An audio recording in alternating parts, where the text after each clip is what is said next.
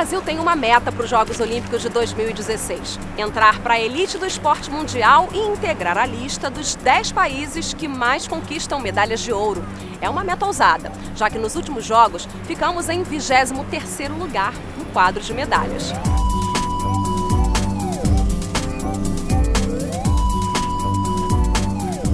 Mas será que o Brasil está fazendo o trabalho de casa? Nesse programa fomos a Fortaleza, Porto Alegre e Rio e mostramos para você quais caminhos levam um atleta a se tornar um campeão.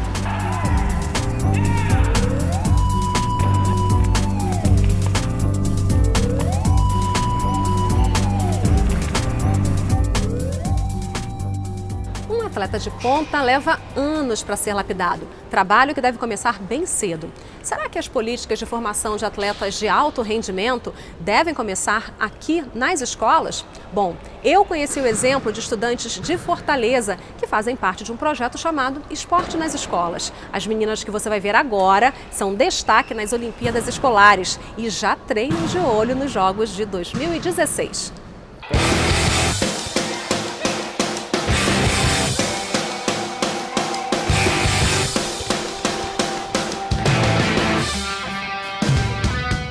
As Olimpíadas Escolares reúnem milhares de estudantes numa competição nacional. O campeonato segue os moldes de políticas públicas de países como Cuba e China, que investem em competições estudantis para a descoberta de novos talentos. No Brasil, a ideia é também usar o esporte como ferramenta de inclusão social.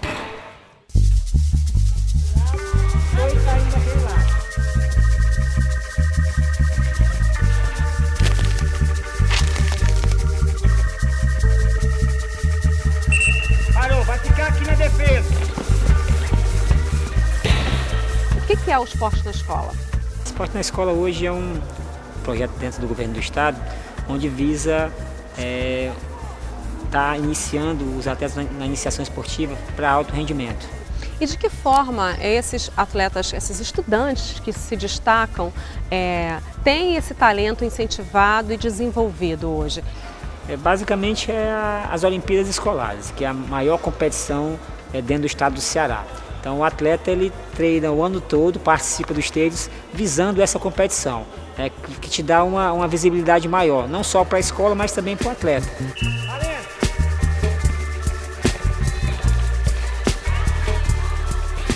A gente tem aqui 3 meninas que saíram da escola pública e hoje estão na escola particular, onde tem fardamento, livro, tem lanche, tem apostilha, tem tudo, bolsa integral. Isso se deu o quê? A junção de duas coisas, o esporte e também a educação, o estudo. Se eu consigo, dentro de uma situação de uma equação de matemática, de uma soma, de uma multiplicação, se eu consigo resolver com facilidade, eu vou conseguir sair de uma situação difícil do jogo também com facilidade. Então, pensem nisso, que daqui uns dias a gente vai estar numa situação muito boa. Assim como está a Camila hoje, está a Sâmia, está a Vaniele, está na seleção brasileira, está na seleção cearense, tem o recurso do governo do estado. A Camila recebe R$400 por mês de benefício do estado. Para comprar o tênis, viu o tênis dela bonito? Para comprar o tênis, para comprar o material dela, para pagar a passagem, para alimentação.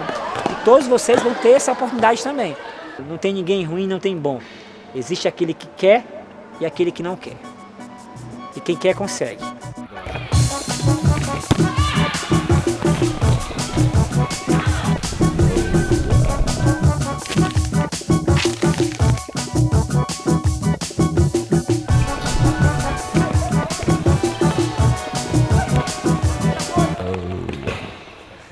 Conciliar o estudo e o treino é um pouco difícil. Sabendo fazer as coisas direitinho, dividir o esporte, os estudos, dá pra levar. Enquanto estou na sala de aula, aí eu assim, como será que vai ser o treino hoje? Vai ser bom? Aquela ansiedade de viajar. Eu durmo assim, 10 horas para 11 horas da noite, acordar 4h30 da manhã, pego 4 ônibus. Tenho que estar 7 horas na escola e a volta também do mesmo jeito.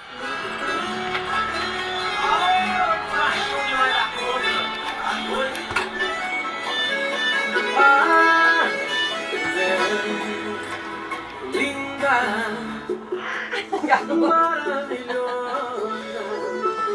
Deixa eu ver se tem muitas fotos aí dos campeonatos que você participou. Queria conhecer o pessoal. Essa foto aí é da onde? Daqui. E você teve já em quantas cidades jogando? Minas, Santa Catarina, Bahia, Belém, Recife, Peru, Cuiabá, Rio de Janeiro. Nossa, já conheci um bocado de lugar. E esse monte de medalha que você está colecionando, assim como todo jovem atleta, né? Coleciona medalha, guarda com carinho, quer que elas fiquem muito mais numerosas, né? Pega lá pra mim e me mostra uma que você tenha mais carinho ou que tenha sido mais importante. Deixa eu tirar aqui. E é das Olimpíadas Escolares. Do ano? De que ano? 2010. Então, de 2010. Essas você guarda com mais carinho, né? É, mas é o que eu gosto. Tem grandão. Mas esse jogo aqui, essa aqui é a foto do É, de time. sul-americano. Ela mesmo.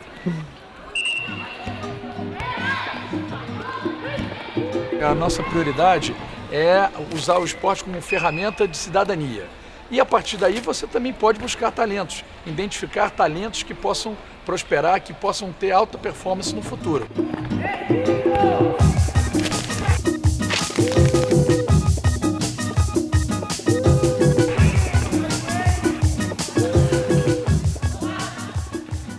Sâmia, como é que você começou a praticar handball? Quando é que você descobriu que tinha talento para isso? Na educação física, na escola. Aí foi daí que partiu a minha vontade de jogar, que agora não tem mais como parar de jeito nenhum. E o que você aprendeu fazendo parte desse esporte, desse projeto? Muita coisa. Mudou, transformou totalmente a minha vida. Eu acho que se não fosse handball hoje, eu não sei nem o que eu faria da minha vida. Né? Me explica melhor o que é transformar a sua vida totalmente. O que mudou na prática? Mudou tudo, porque assim, antigamente eu pensava mais assim, ficar em rua, no meio da rua, curtir com as amigas e tal. Aí depois que ela apareceu, o esporte na escola, eu aconteceu mais no handball. Isso é muito bom, né? Porque eu ocupo minha cabeça com as coisas e eu não tenho mais tempo para ficar no meio da rua. Agora, e as Olimpíadas Escolares? É uma competição bacana de se participar? Por quê? Porque assim, ela que dá mais oportunidades. Todas as competições aqui, como a gente sai, por exemplo, se a gente viaja para Minas Gerais, se a gente ganhar lá, a gente vai para fora do país, sempre tem capacidades boas de... Aí lá você pode chamar para a seleção brasileira, e aí vai desenvolvendo cada vez mais. E me diz uma coisa, o que você já conquistou em quadra? Conquistei até praticamente o meu nome, né? Porque assim, muita gente não me conhecia. Eu comecei a ter um nome, né? A Sâmia, quem é a Sâmia? Aquela que mora em Itamaraty, porque aqui não tem a fama boa, né? Não? Não tem fama boa. Tem fama de quê? Não, porque assim, é bairro pequeno, comunidade, né? O povo pensa que lá só tem o que não presta, essas coisas assim, né? O que você espera do futuro no esporte? No esporte eu espero ser da seleção brasileira, se Deus quiser. Professor, o senhor acha que hoje a escola, no Brasil, a escola é um lugar privilegiado para a descoberta de talentos e não só para a descoberta, para o desenvolvimento de atletas de alto rendimento? Ou é melhor um outro caminho? O esporte hoje em dia, o esporte amador, ele inicia na escola. Pela ausência de clubes, né, de vários clubes, ele começa na escola. Só que o melhor local para o desenvolvimento não seria esse, né, seriam os clubes. Mas já que não há essa possibilidade, o projeto ele visa o quê? Dentro da escola fazer um projeto de rendimento, onde o público maior, que são os alunos, estão próximos. Hoje a estrutura que as escolas públicas têm é adequada para esse tipo de desenvolvimento? Não, porque as escolas públicas só tem a quadra. A quadra é o local de trabalho. O ideal é que você tivesse outros ambientes, né? Um ambiente para tratamento do atleta, um ambiente para musculação, um ambiente com uma sala de vídeo, né? E às vezes a gente não tem isso, a gente só tem a quadra. Eu tenho uma proposta de projeto que é muito inovadora agora, que vai ser lançado pelo governo do estado, que é um centro de treinamento, que ele vai ser construído no novo Castelão, que ele vai chegar e vai trazer para dentro do Castelão quadras para vôlei, basquete, futsal e handball e lutas. Então você vai ter um centro de treinamento. E dentro do esporte na escola vai estar sendo filtrado para esse centro de excelência que já está no projeto lá, está no papel, e que, se Deus quiser, daqui para a Copa, né, a gente está com esse projeto e vai facilitar muito mais a questão das seleções dentro do estado.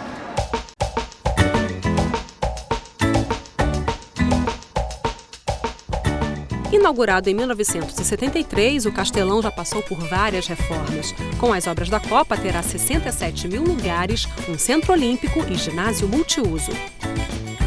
Nós precisamos nos preocupar que esses eventos não deixem apenas legados de infraestrutura física, que já é muito importante. Não apenas arenas, estádios, aeroportos. Por isso que nós, no Congresso Nacional, criamos deputados e senadores, criamos a Frente Parlamentar da Atividade Física para o Desenvolvimento Humano, para que nós possamos aproveitar esse contexto e, junto com profissionais da área, educadores físicos, nutricionistas, fisioterapeutas, médicos, nós pudermos realmente demonstrar o potencial que tem a atividade física e, claro, o esporte para que as pessoas possam se desenvolver.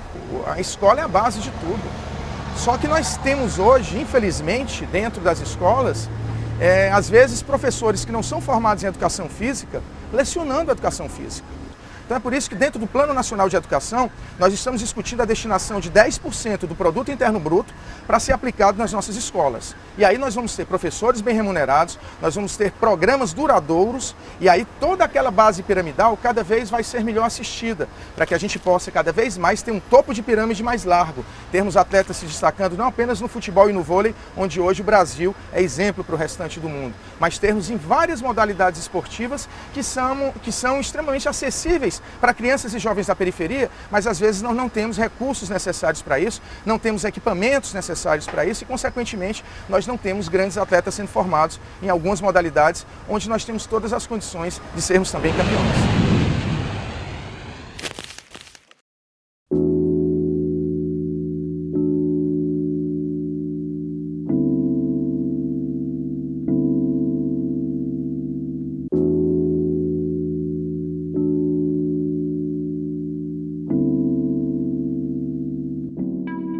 Existem alguns especialistas que estudam profundamente o esporte no Brasil. Eu venho até aqui, ao Parque Aquático Júlio Delamare, para conversar com um deles. É o professor Lamartine.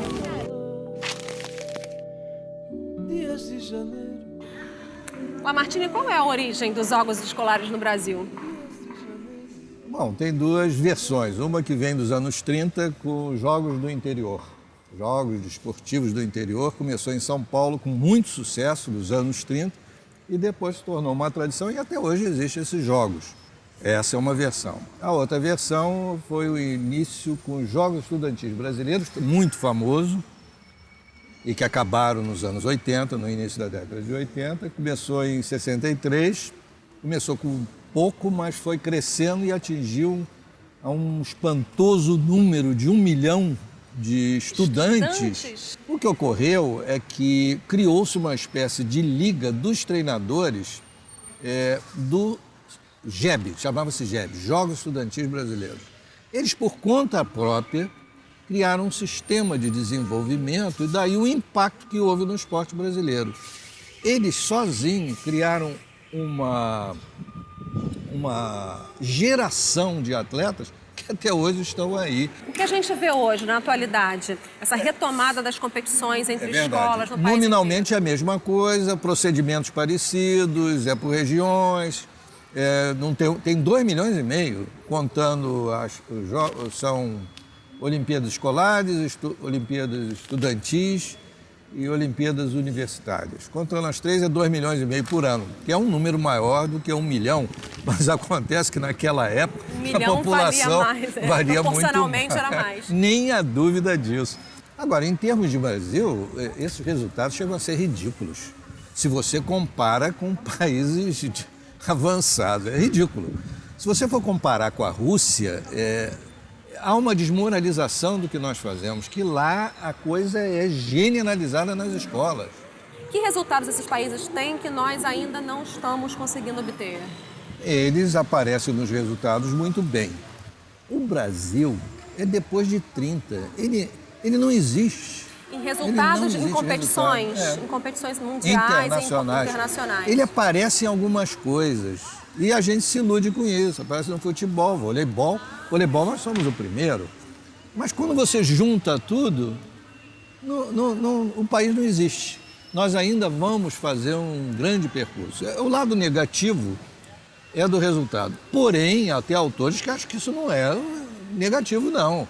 Tem uns que acham que se a população faz esporte, é benefício para a saúde e a política pública é correta. E diante dessa realidade, o que se aponta para o Brasil? É seguir o caminho que a própria população seguiu. Na área social, nós somos um grande vencedor. Práticas esportivas... Atividade física, de um modo geral, prática esportiva, inclusive. Os números são todos fantásticos e alguns de grande confiabilidade. Isso quer dizer que o brasileiro pratica esportes de uma maneira em massa? Em massa. Os nossos números são semelhantes à Europa Ocidental, Estados Unidos, somos nesse nível. Países desenvolvidos. Nós somos desenvolvidos na prática de atividade física e esporte. Isso é uma informação importantíssima. Eu acho Qualquer tipo de prática, desde uma corrida até... Devemos a Deus Cristo Redentor, porque isso não tem uma política pública, isso surgiu naturalmente. Nós somos o segundo país do mundo em piscinas, para se ter uma ideia. Academia, mais uma vez, nós somos o segundo no número. Está me dizendo que o fato de hoje em dia a gente não ter desenvolvido no país a educação física nas escolas, isso não está levando os brasileiros a praticarem menos esporte, não ter uma ligação com a prática esportiva. É um fenômeno social. Mas qual é o impacto dessa realidade, Lamartine, na meta de transformar o Brasil numa potência olímpica, ou seja, em conseguir medalhas no quadro de medalhas? E qual é a importância disso para um país? Muito bem. Se a visão é social, é melhor deixar como está e vamos prestigiar cada vez mais o esporte para todos.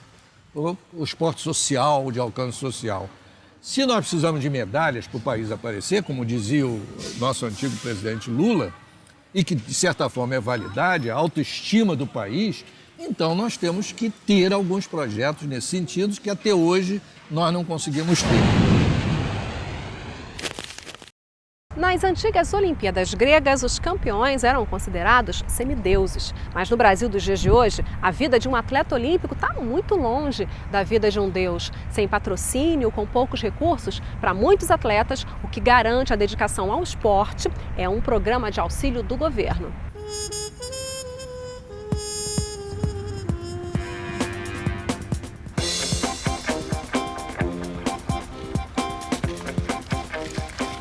Neve no verão de Porto Alegre, só com efeito especial. Nessa época do ano, os termômetros aqui passam dos 35 graus, o que não impede a prática de um esporte típico da neve. Quem vai me explicar como isso é possível sem efeito especial é o Hélio.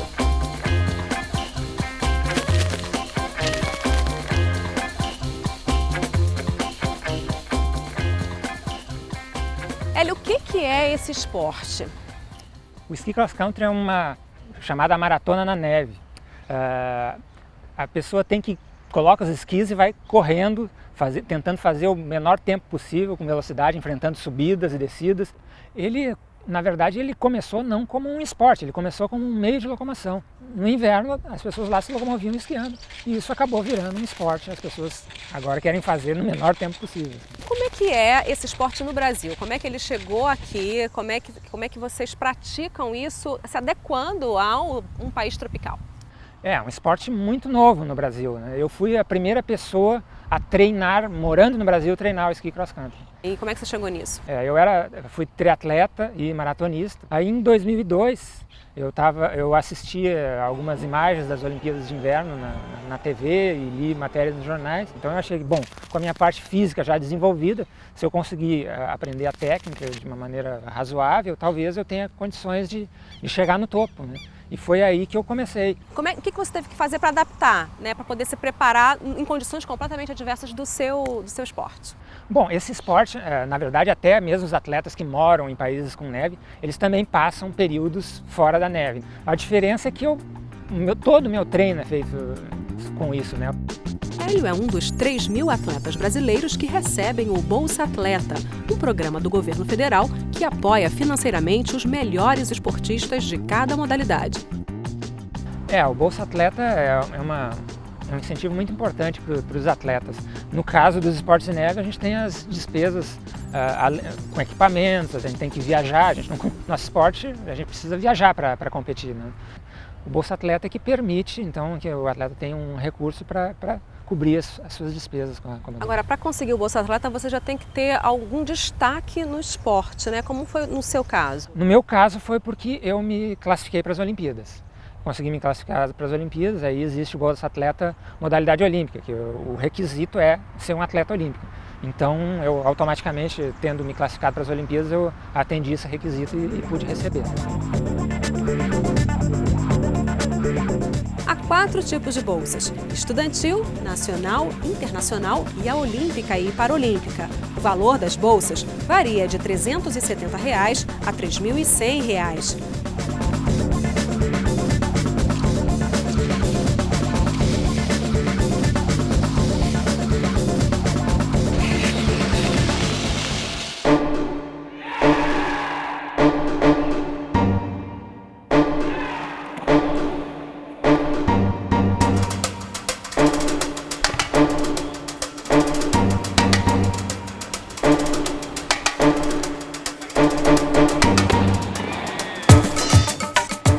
Eles são um exemplo de esforço, se tornaram campeões.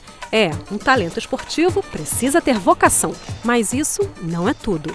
Espaços, estruturas como quadras, piscinas e pistas como essa aqui, são cenários onde despontam campeões. O Brasil já percebeu a importância dos centros de excelência para o treinamento de atletas das categorias de base até os campeonatos mundiais. E esse lugar aqui é um bom exemplo disso. O Centro Esportivo de Porto Alegre recebeu R$12,5 milhões em investimentos. Com isso, vai se tornar o centro de treinamento oficial da Confederação Brasileira de Ginástica, além de oferecer treino também para 8 modalidades de lutas. Esse investimento, além da área física e dos equipamentos, nós vamos trabalhar muito na potencialização do material humano. Aqui tem a área de formação, descobrir os talentos dos 6 aos 12 anos de idade e aí, logicamente que depois dos 12 anos de idade, ele vai para o alto rendimento, que ele vai ser preparado para, quem sabe, um atleta olímpico, um atleta de rendimento que tenha níveis nacionais e internacionais. Nestes centros esportivos públicos, muitos talentos que poderiam se perder encontram espaço para treinar e apoio.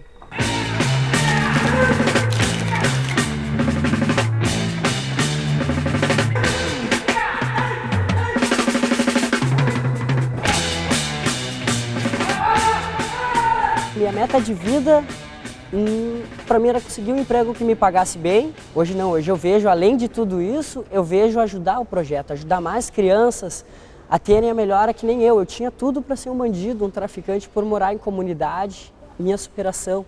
Mas o projeto Rapkido Educar aqui do SET aqui, isso me ajudou muito, muito mesmo. Eu foquei em competir e em dar aula. Hoje eu dou aula através de vários projetos em 4 escolas.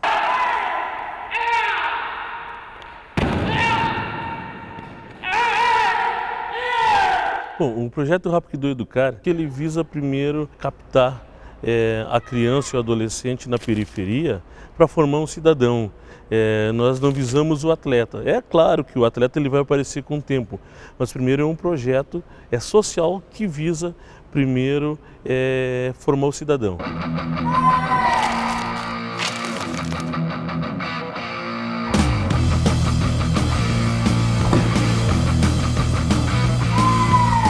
Queria saber de você, o que uma campeã de Rapkido precisa ter para ser uma campeã de Rapkido? Muito treinamento, muito treinamento. Você treina muito? Quantas horas por dia? Umas 4. Qual é a filosofia do esporte? Você consegue me explicar?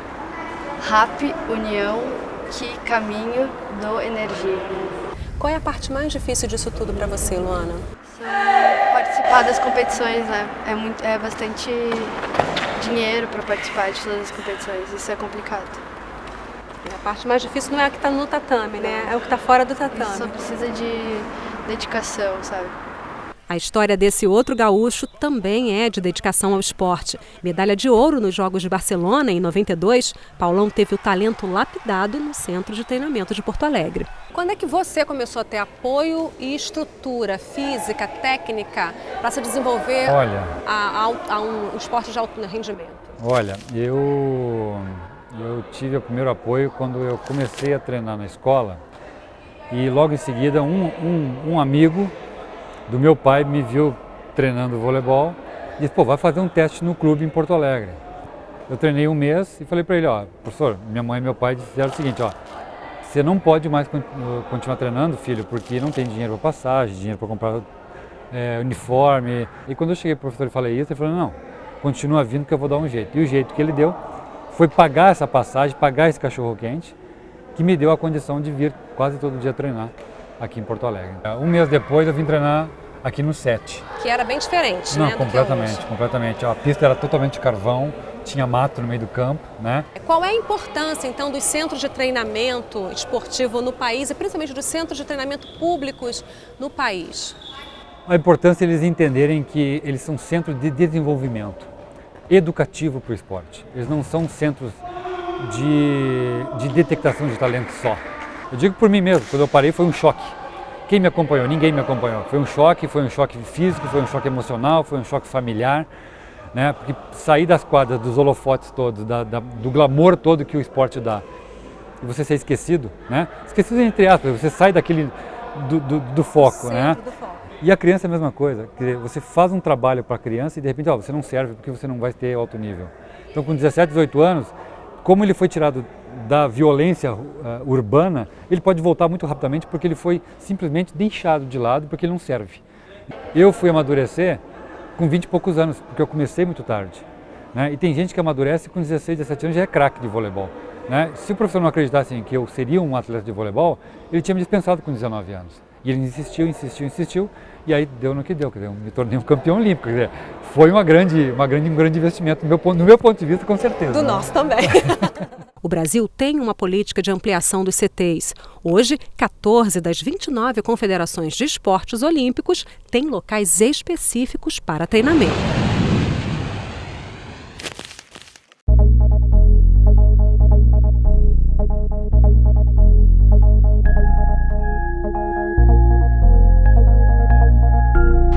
Da nossa medalha no Pan-Americano, o bronze no Pan-Americano, eu faço muito jus ao centro de treinamento que a gente teve. A gente treinou aqui no Maracanã, mas a gente treinou muito no Maria Lenk. Maria Lenk hoje está virando um centro de treinamento bom, ele está dando toda a estrutura, como tem refeitório, tem dormitório, a gente pode ficar lá o dia inteiro concentrado. É o parque aquático que tem na Barra. É o parque aquático da Barra. Tem uma sala de musculação, que é a sala de força. Nossa, última geração, muito boa. Estão indo até outros esportes para lá, trabalhar lá, que está assim, show. E eu devo muito o nosso resultado a essa concentração no Maria Lenk, porque realmente é concentrado. É aqui, quando a gente vem treinar, aqui são 2 turnos de treino por dia, acaba que eu tenho que liberar as meninas para ir para casa, porque a gente não tem ainda um lugar para repouso, nem um lugar legal para comer. Então o que acontece? Elas voltam para casa, só que elas enfrentam um trânsito, tem que enfrentar o trânsito para voltar e acaba que o descanso delas não é realmente um descanso. Vão para casa, internet, computador, não tem como controlar isso.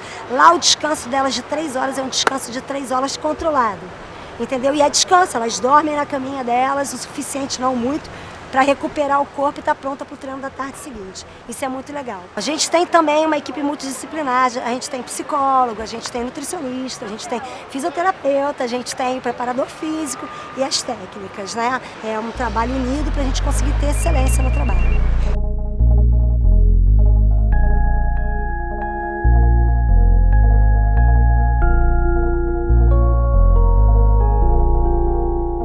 No programa de hoje, a gente falou sobre políticas públicas para a formação de atletas de alto rendimento. Nos próximos programas, a gente continua mostrando a vocação dos brasileiros para o esporte e as ações do governo de olho na Copa e nas Olimpíadas. Tchau, até o próximo programa.